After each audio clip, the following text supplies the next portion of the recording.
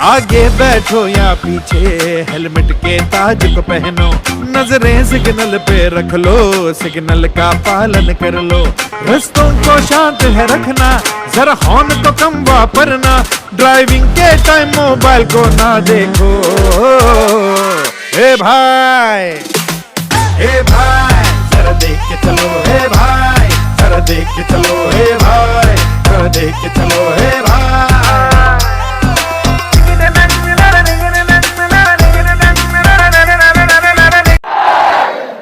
खूप धन्यवाद। आता शेवटचा स्पर्धक आहे आपला। सर्वांचे हार्दिक स्वागत आहे। माझं नाव मोहम्मद अरमान उस्मान अन्सारी। इथे उपस्थित सर्व अधिकारी आणि माझ्या सर्व मित्रांना वंदन करून सुरुवात करतो। भारतीय आम्ही नागरिक दक्ष, सुरक्षेकडे देऊ नेमाने लक्ष। रस्त्यावर प्रवास करताना जे येण्यापासून सुरक्षित राहण्यासाठी रस्ता सुरक्षा खूप आवश्यक आहे। रस्ते वनाने कायम स्वरूपी भरलेले आहे। प्रतिवेळ सावध राहणे आवश्यक आहे। त्यामुळे आपल्याला कधीही दुखापत होणार नाही। म्हणून रस्ता सुरक्षेला प्रोत्साहन देण्यासाठी नियमाचे पालन केले पाहिजे। दिले काही रस्ता सुरक्षा हा एक चिंतेचा विषय बनला आहे।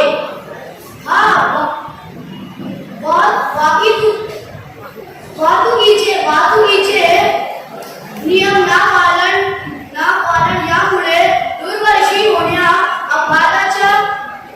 अपघाताच्या संख्या खूप जास्त आहे। हा अपघात रोखण्यासाठी लोकांनी त्यांचे रक्षण करण्यासाठी तयार केलेल्या रस्ता सुरक्षा कायद्यांचे पालन केले पाहिजे। पालकांनी आपल्या मुलांना लहानपणापासूनच रस्ता सुरक्षेचा बद्दल शिकवले। त्यामुळे मुले वाहतुकीचे सर्व नियम ते पाळतील आणि अपघात होणारच नाही। शेवटी एवढंच सांगतो मित्रांनो, कदर करा तुमचे प्राणाची आदर करा। होईल थोडा उशीर पण जीवन राहील सुरक्षित। धन्यवाद। हल्लो स्पर्धेमध्ये भागच नाही घेतला तर जिंकणार कसे? काही लोक भेटत नाही, घालून स्टेज ट्रेनिंग असतं। भले काही लोकांचं, काही मित्रांचं, काही बालमित्रांचं झालेले विसरले, एका ताईने तुझं कौतुक करायला पाहिजे, विसरली पण तिने सोडलं नाही मध्येच। तर तो जो कॉन्फिडन्स असतो तो आपल्याला स्पर्धांमध्ये मिळतो। तिने जी बाहेर करण्यासाठी चिठ्ठी होती ते वाचून भाषण केलं, पण ते पूर्ण केलं। तर आपण तिचं कौतुक केलं पाहिजे की आपण मध्ये सोडून न देता आणि अशा स्पर्धांमध्ये तुम्ही आवर्जून भाग घेत जा असं सर्व बालमित्रांना विनंती आहे।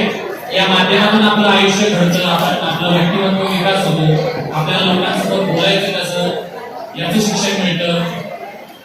बऱ्याचशा गोष्टी मला सर्वांना सांगितलं की माईक हँडलिंग शिका। म्हणजे आपण याच्यामध्ये जे तुम्ही जवळ बोलला, काही माईक आपण बोललं तरी आवाज कॅच करतात, पण आपल्याला कळलं की आपला आवाज कमी जातो, जवळ बोलायचा। वक्तृत्वाच्या दृष्टीने ते नेहमी लक्षात ठेवा की पुढे जेव्हा अशा स्पर्धांमध्ये भाग घ्याल तेव्हा। आणि आपले माननीय परीक्षक रिझल्ट लावण्यासाठी 10 मिनिटं लागतात। हे भाई, हे भाई जरा देख के चलो, हे भाई जरा देख के चलो, हे भाई जरा देख के चलो, हे भाई।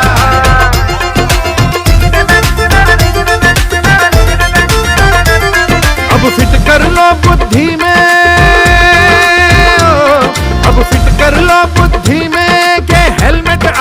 आवश्यक है। सबसे ज्यादा अपना सर रक्षा करने लायक है। बिन हेलमेट के कहीं जाना फिर बाद में क्यों पछताना। अब ही से इन बातों को तुम